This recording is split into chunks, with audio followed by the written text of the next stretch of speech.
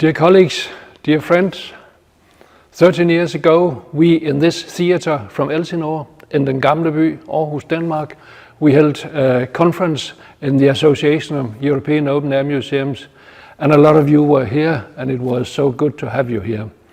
Today, there are only two in the seats and a row of lights, but later on, when we meet at the conference digitally, I hope we can discuss what I'm going to tell you about. So I'll go and do my presentation.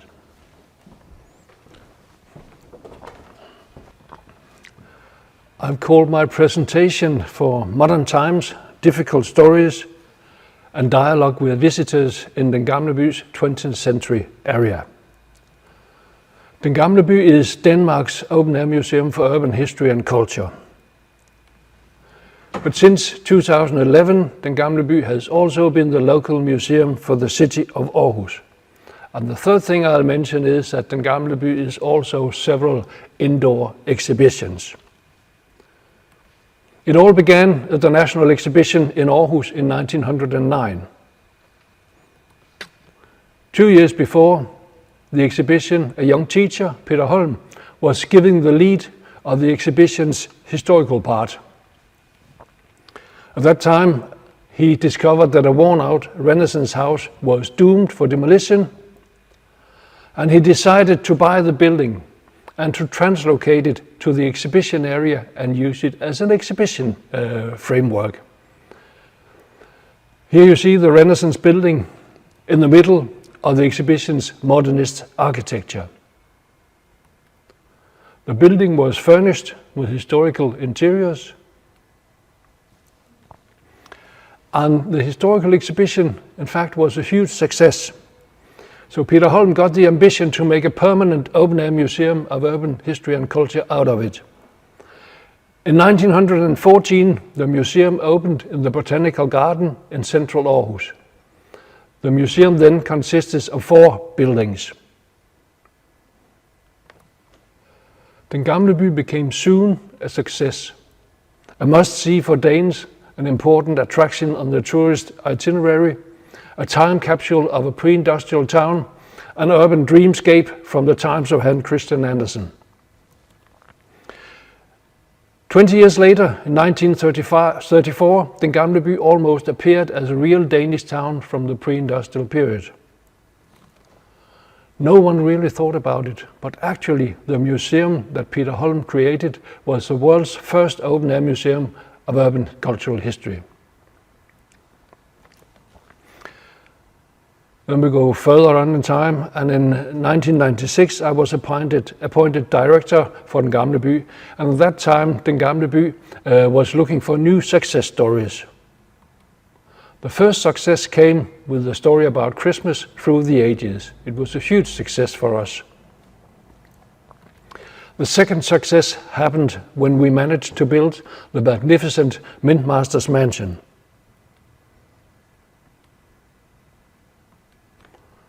And here you see from 2009 when it opened, and the Association of European Open Air Museums conference. And on the right you see Marit Tamjärv from Estonia, and at her side Miklos Cherry from Hungary. And the left to Miklos is Queen Margrethe. As a most important thing then, we decided to look back into the museum's own history to define the DNA of Den Gamle By. Back to Peter Holm, we declared in 1998. We discovered that Den Gamle By was founded as a popular and visitor-focused museum in opposition to the introvert and strictly academic National Museum in Copenhagen. You should imagine the National Museum Sophus Müller versus Den Gamle By's Peter Holm. Sophus Müller was extremely aggressive towards open-air museums in general and also against Den Gamle By. In fact, he wanted the extraordinary Renaissance timber from the first house to be chopped up and sold as firewood. You should imagine the pedagogic work versus the academic research, people versus elite, totalities and storytelling versus single objects in glass cases. Since then, thinking differently, wishing to find our own way, and sometimes also to be in opposition to the cultural elite has been the DNA of Den Gamle By. To me, open air museums' ability to reach out to the broad public is still the DNA of this type of museums. At Den Gamle By, the starting point shall always be the visitors. Of course, we recognize that museums are also about research, collections and preservation, but the focus must be on the visitors. How do we hook them? How do we catch their fascination? How do we trigger their imagination? How do we touch their hearts so that they will be open to the insight and experience that is the basic purpose of our museums? We realized then that Peter Holm, the museum's founder, had the ambition that the visitors should be able to relate to the museum, relate the museum to their own personal history. For instance, through recognizing something from their parents or grandparents or even their own time. Realizing that, we in 2002 decided to define Den Gamle By as a time travel going up to almost present time. First you have the pre-industrial part, which was the original part of Den Gamle By, you could say. Then we would create the modern times in the 20s, and the welfare and open-mindedness part in the 1960s and 70s, and later on we got the idea to make a street from 2014 as well. Here you have a map of Den Gamle By with the 3 main time periods marked. A couple of pictures from the pre-industrial period. I think several of you will know that. And then the modern times in 1927 with shops in the streets, the ironmonger here, street lamps, modern street lamps, bicycles and pavement, modern homes, a car seller, and a telephone exchange, and something very strange, telephones with cables, you might know them. And even a museum. And the museum is as boring as the museum then should be. The 1927 part was made within the existing framework, and new elements will still be added. We made a 4-way strategy where the first and most important thing was to update Den Gamle By to include recent history. The second thing was to develop programs for social inclusion, and the third to address more controversial and difficult issues, and then as the fourth part of the strategy to make an indoor hands-on exhibition about urban history. The first strategy to update Den Gamle By to include recent history. That was the welfare society with the focus year, the pivotal year 1974. In 2002, the idea of a modern town district at Den Gamle By surfaced for the first time. In 2007, we received a huge donation from the A.P. Møller-Mærsk Charity Foundation. We researched which houses, shops and homes would be the most relevant for the project. We identified the relevant houses. For instance, the house from Viborg, central Jutland. We documented it in details.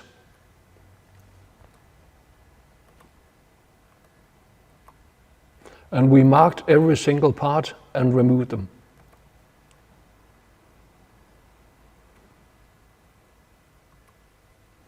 And we put the bigger parts on big lorries, transported them to the site, and started to re-erect the houses. And this is a house from Viborg when it's finished in Den Gamle By in 2015, I think it was. We furnished the houses that we have translocated, and here you see a middle-class family's home, the retired couple,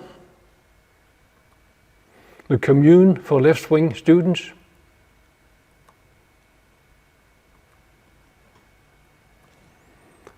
We want the experiences to be shared, not individualized. So here you can try to type on a typewriter, and the kids always recognize that it prints at once, and they are very impressed. We also have 6 Turkish migrant workers in a small 3-room flat.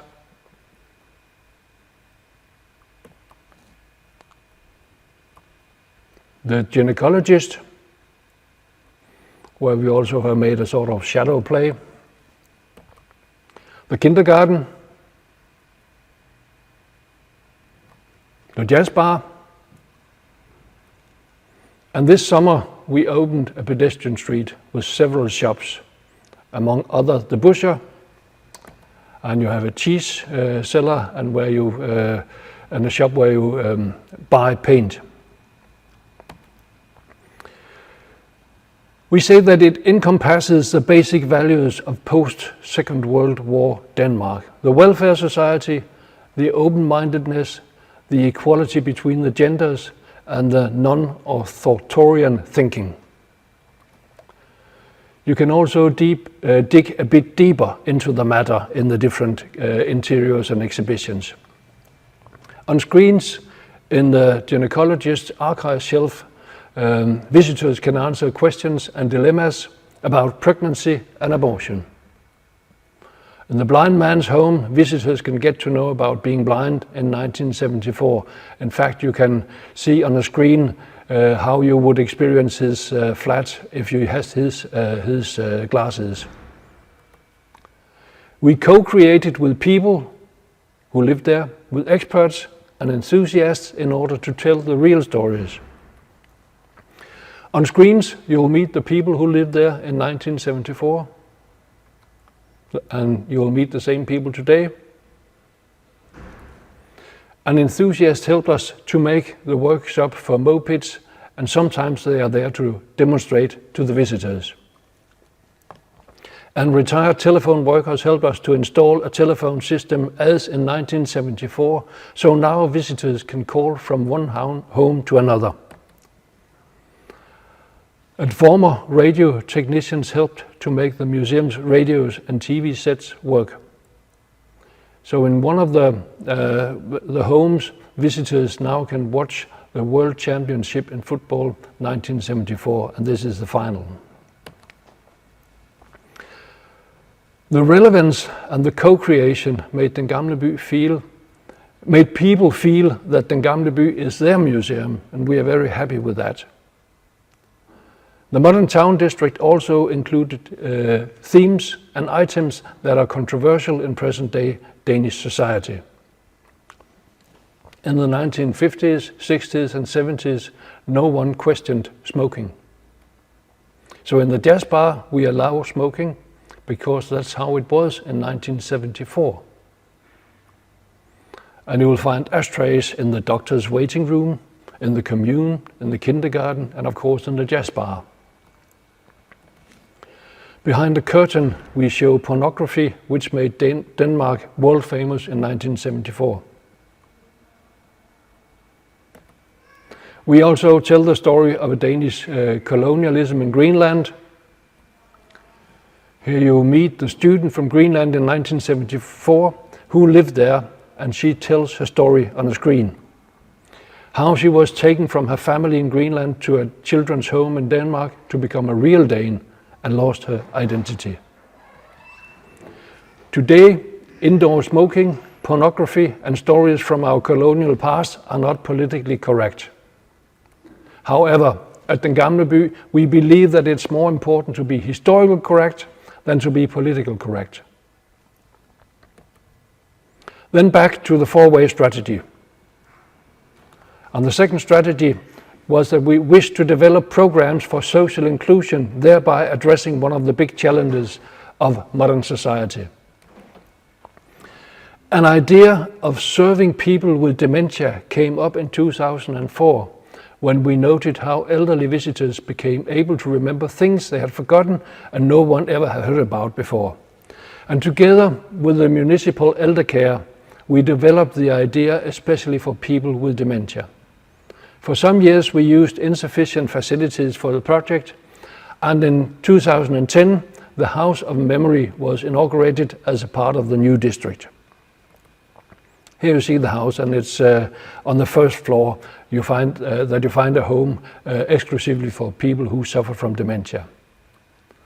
They are welcomed by a lady of the house as her guests, as in their youth.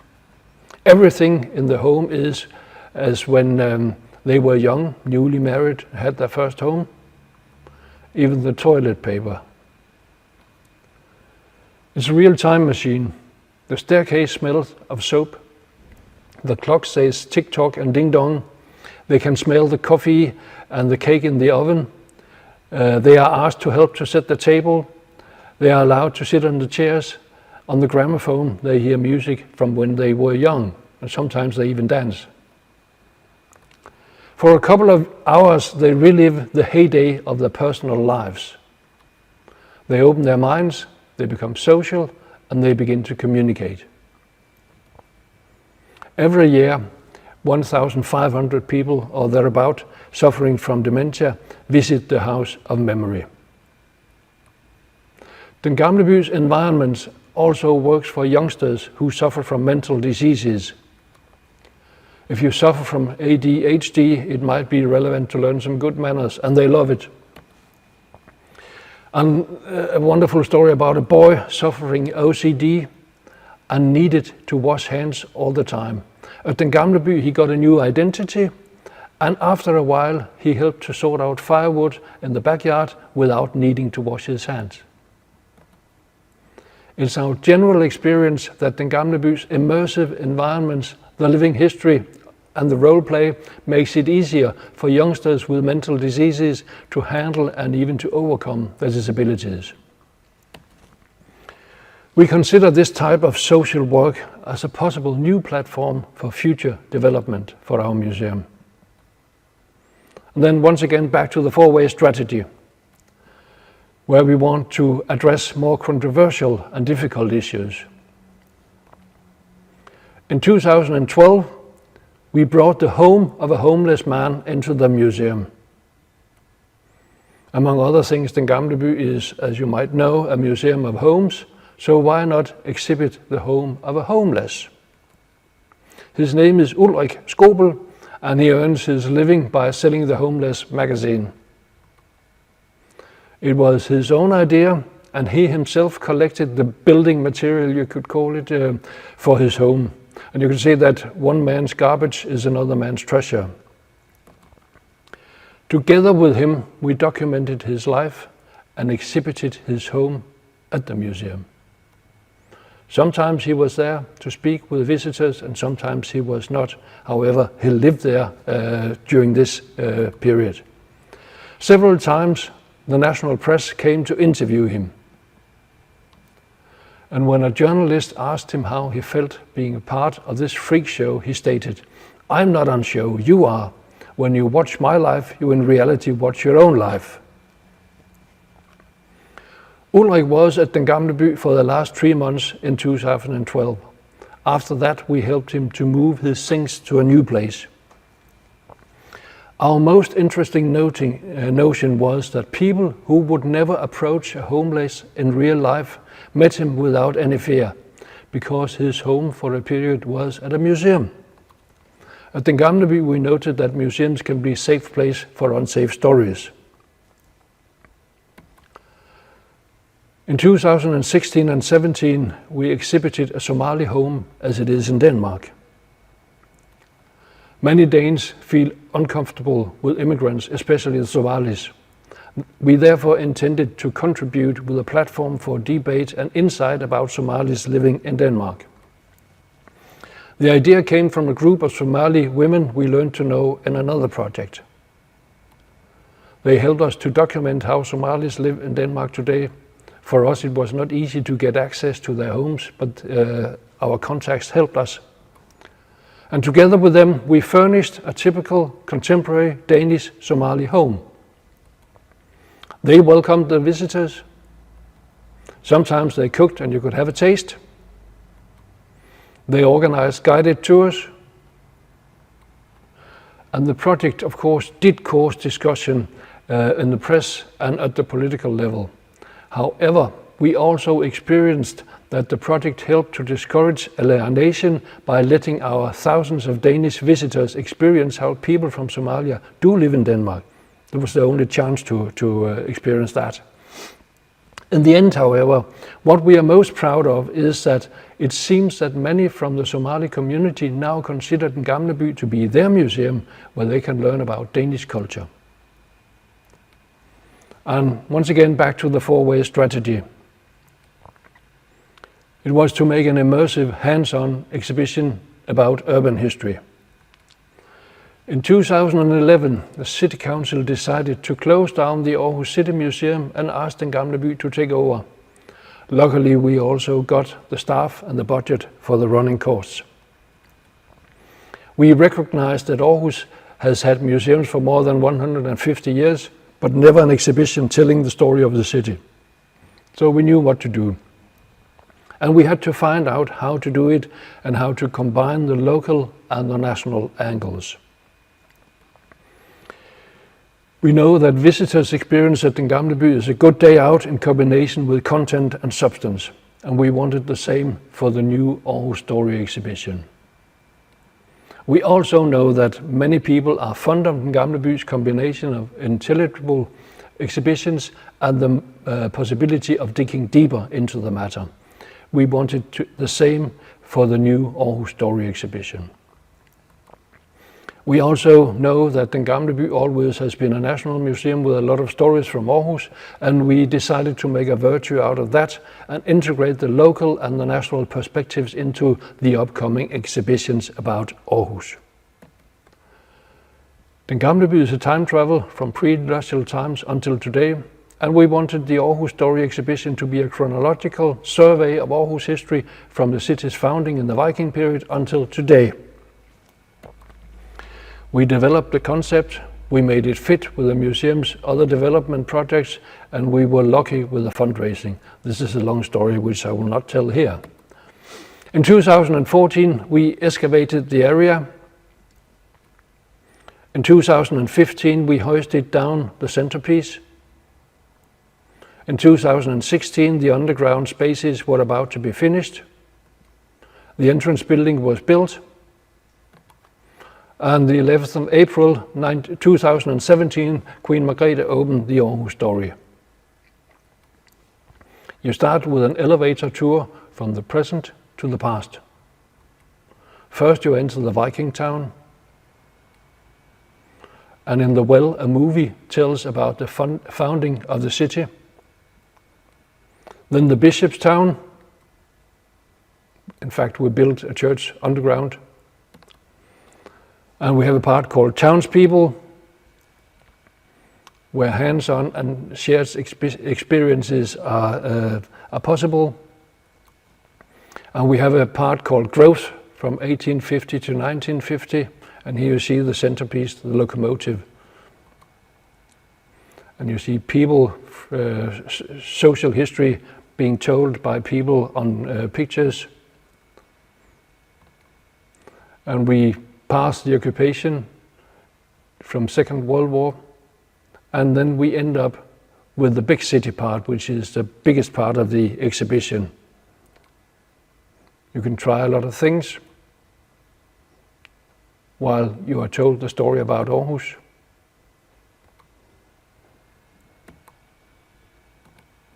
And at the end of the storyline, you can take your picture and you'll become a part of the Aarhus story. In 2023, we'll finish Den Gamle By's time travel with the 2014 street and a new main entrance that will turn the time travel upside down, so visitors will start from 2014 and go backwards through history. This is the new main entrance as it was drawn in the architectural competition. From Den Gamle By it would look like this. And this is the inside. So I will say thank you for the listening and for your attention. And I will come to the the digital discussion afterwards, and that will be next Thursday from my time here. So see you.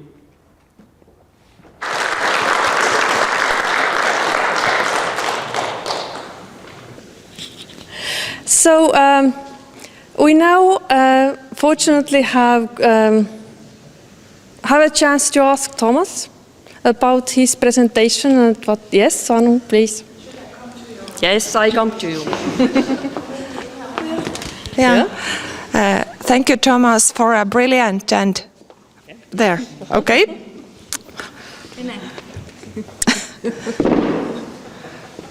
Okay. Thank you for a brilliant and very inspiring paper. I was intrigued by your notions of politically correct exhibition or presentation and historically correct ones, and especially the last point about colonialism and colonization problems. And you mentioned that in Denmark, I understood that in your contexts, this seems to be not politically correct issue. Would you like to elaborate on it? Because I have a feeling that in Estonia and largely in other countries, this is considered to be quite the opposite, a very correct issue that we should tackle much more. So could you comment? Several years ago, when we made this exhibition, I think it's 7 or 8 or 9 years ago, it was not in the open discussion on the top political level in Denmark.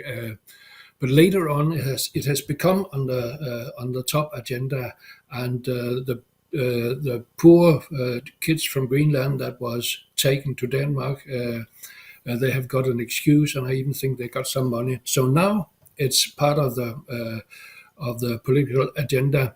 But before that, it was not visible. I would not say that it was. You would not talk about it, but it was not visible in the political discussions. Thank you. Well, thank you. Any other questions? Thank you for your presentation. I was wondering, there were examples of a homeless person's home and then the family of, or the home of a family from Somalia. Do you have a program or plans to do these kinds of more current homes, or show how people live in Denmark right now, and are they supposed to be just for a period of time, or do you plan to make them permanent parts of your exhibitions? And how do you document these if they are only for a short period of time there? Well, I have a dream that we could continue to make this kind of programs, but the one with the homeless man and the one with the Somali family, they just popped up. And it was not our idea, but people came to us with the idea, and then we said, well, it's a brilliant idea, we'd like to do it. But that was only temporarily for different reasons. But we documented it in photos in all the archives, and sometimes with film and press coverage as well, so that you can see what we did, how we did it, and why we did it. That's how we document it. We are also making present-day homes, 2 of them, well, present day and present day. In 2014, we decided to make a street from 2014, and it's about to be there. And one of the homes is what we call Rainbow Family, a lesbian couple with a couple of kids, and a single woman focusing not on family but on her business. So they were not typical for that period, but as a supplement for the 1974 part, we think they were, you could say, they were something new popping up and being more discussed in around 2014. And the 1974 homes and the 2014 homes, they will be permanent for at least many years. Hello. A very quick question. Several presenters today have spoken about public criticism, and I imagine the institution of your size has to deal with it from time to time. So I was curious, have you ever changed anything about your exhibitions because of public reactions? Thank you. No, we have not. I have been there for 27 years, and we have not done that in this period, and I think not even before. We experience some public criticism, but we also answer the way that we are giving voice to a lot of different groups in Denmark, and you could say that we give a very trustworthy picture of the diversity and the unity you could call a Danish culture. The Somali family, Danish Somali family, we got some criticism from a right-wing politician. He wrote a letter in the newspaper, and I did not answer him in the newspaper. I wrote a letter to him, and I invited him to come to the museum to see what he was talking about and to tell him why we did what we did. And it ended up that we became, you could say, good friends, and he supported us for some state funding later on. So that was a very good experience for me. So we try to be open-minded, try to discuss with the people who disagree with us, and we do not change our opinion because we have thought about it in all the ways we could think about it. We believe, but we discuss and we inform about the background why we are doing that. Okay, thank you very much for your responses. And maybe we can move forward to some final thoughts. Maybe what you have gathered yourself. And I have made an effort to bring together several, bring together these presentations that we have had today in these two sessions. Well, the question is, maybe what we have discussed more have been these success cases of dealing with difficult past, recent history, and untold stories. But what I have noticed that is common in many of the presentations or in many museums that have been analyzed is that the approaches to the recent past or changes in approach, how museums deal with the recent past, or whether they deal with the recent past at all, have required a very serious reconceptualization of the museum itself. So we saw it in the case of Estonian Open Air Museum before they decided to bring in the late Soviet building, the Kolkhoz building. We saw it in the case of Hungarian Skansen that before opening up to difficult issues of the recent past, there had to be a decontextualization and reconceptualization of the museum itself. Then the Den Gamle By really started with, well, thinking over the whole history, as I understood, of the museum, and so forth. So, and also the Lithuanian Open Air Museum really had to rethink the limits of periodization and and the focus is whether it is on architecture or the lifestyle and so forth. So it's not only to decide whether we deal with difficult history of recent past or not. It has to do with the whole, of the rethinking of the whole concept of the museum space. This is what the impressions that I have got. Then the other point is the use of participatory methods in various scales and various nature, and whether and how much to let the power of decision to go over to the stakeholders or interest groups. I think the museums have also taken a different stance on it.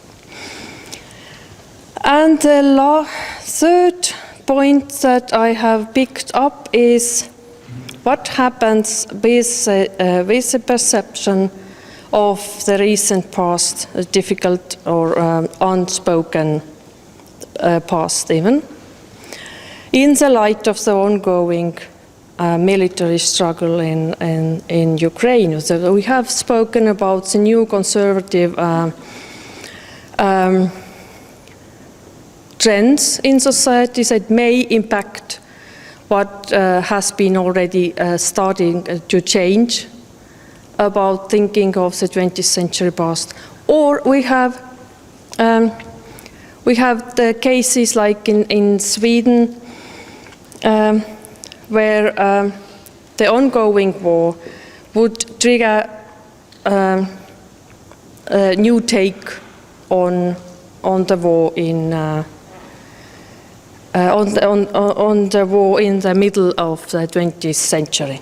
So these are the points that I have picked up from the discussion. Of course, they depart from my own interest, so I give floor to you all to to share your thoughts and what you find important, or maybe what we haven't discussed at all, but the untold views on dealing with a difficult past in museums. Okay, hi, hello. Thank you so much for amazing presentation. So I just wrote to my museum colleagues that we all have to go to Aarhus immediately, basically, because none of us have seen that ethnographic museums could be dealing with that kind of time and space and anthropology, and also, since I'm pretty old already, I do remember some of the times you told about. So that's very impressive. My question is how the research was done. Who were the communities you involved in making the museum? Because I understood about refugee communities, and that, of course, makes sense. But how did you choose the people you represent in this Gamle Museum? Yeah, thank you. First of all, I think that it's important to stress that even though we collaborate with a lot of people who know about things, or who lived in the homes, or who had the shops or whatever, we always it's always the museum, the curatorship, that decides what to do. We keep our authority because we are the guarantee of the trustworthiness in what we do. Then I would also say that as an answer to what how we picked the different stories. We did a lot of analysis before we, I think 5, 6, 7 years before we made the final decisions. So we had some research projects of what was the typical home in a Danish town or city around 1974.